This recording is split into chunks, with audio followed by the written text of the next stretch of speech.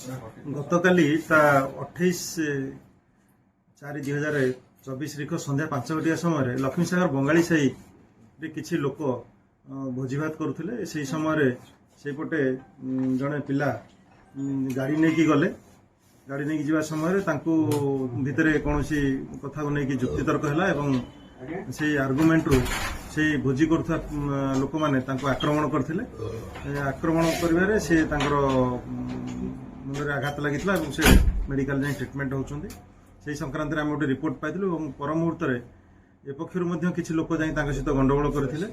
ଉଭୟ ପକ୍ଷରୁ ରିପୋର୍ଟ ପାଇଲା ପରେ 2ଟି କେସ୍ ରେଜିଷ୍ଟ୍ରେସନ ହୋଇଛି ଏବଂ 5 ଜଣ ଲୋକ এই 2ଟି କେସ୍ରେ ଗିରଫ କରାଯାଇଛନ୍ତି। ଆଜି ସେମାନଙ୍କୁ କୋର୍ଟ ଚାଲାଣ କରାଯିବ। କଣ କଣ ସେକ୍ସନ ସେମାନଙ୍କ ବିରୁଦ୍ଧରେ ଲାଗିଛି?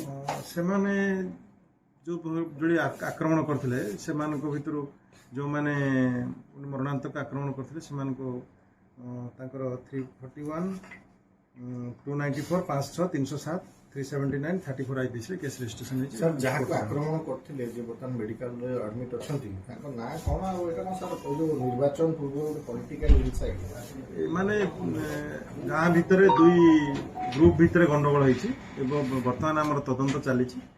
ଇନଭେଷ୍ଟିଗେସନରେ ଯାହା ଲାଷ୍ଟକୁ ଆସିବ ସେଟା ଆମେ ଜଣାପଡ଼ିବ।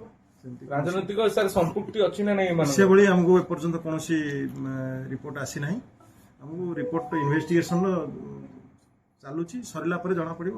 ଇଲେକ୍ସନ ଟାଇମିଂ ରେ ଗୋଟିଏ ଗାଁରେ 2 ଗୋଷ୍ଠୀ ଭିତରେ ଗଣ୍ଡଗୋଳ କେମିତି ଦେଖୁଛନ୍ତି? ଆଗକୁ କଣ ପ୍ରିକସନ ଷ୍ଟେପ୍ ନେଉଛନ୍ତି? ସେଥିପାଇଁ ଆମେ ଇମିଡିଏଟ୍ ଆମର ଲକ୍ଷ୍ମୀସାଗର ଥାନା ଏଏସି ଆଣ୍ଡ ଷ୍ଟାଫ୍ ସମସ୍ତେ ଲାଗିକି 5 ଜଣଙ୍କୁ କାଲି ଗିରଫ କରିଥିଲେ, ଆପ୍ରିହେଣ୍ଡ କରିଥିଲେ ଏବଂ ସେମାନଙ୍କୁ ତାଙ୍କର ପ୍ରିଭିୟସଲି ସେମାନଙ୍କୁ ମଧ୍ୟ 107 ଦିଆଯାଇଛି। ତାଙ୍କର ଯାହା ଲିଗାଲି ଯାହା ତାଙ୍କ ଏଗନେଷ୍ଟ ଆକ୍ସନ ନିଆହେବା କଥା ଆପ୍ରୋପ୍ରିଏଟ୍ ଆକ୍ସନ ନିଆଯାଇଛି। ଆକ୍ରମଣର କାରଣ କଣ ଥିଲା?